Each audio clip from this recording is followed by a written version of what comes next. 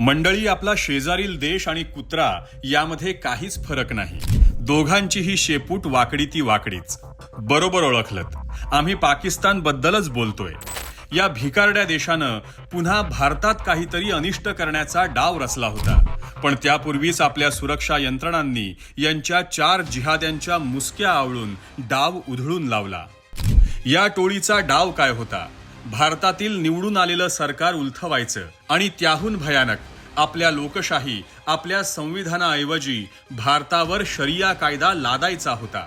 हिंदूंच्या सरकारला आणि हिंदूंना टार्गेट करून शरिया लादण्यासाठी पाकड्यांचं नेटवर्क भारतात सक्रिय झालं होतं. शहरात नेटवर्क उभारून देशामध्ये भीती, हिंसा आणि अराजकता माजवण्याचा प्लॅन तयार होता.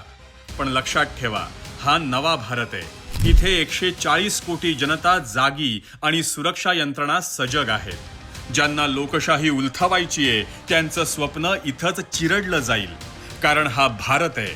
इथे फक्त संविधानाचं राज्य चालतं, दहशतवादाचं नाही.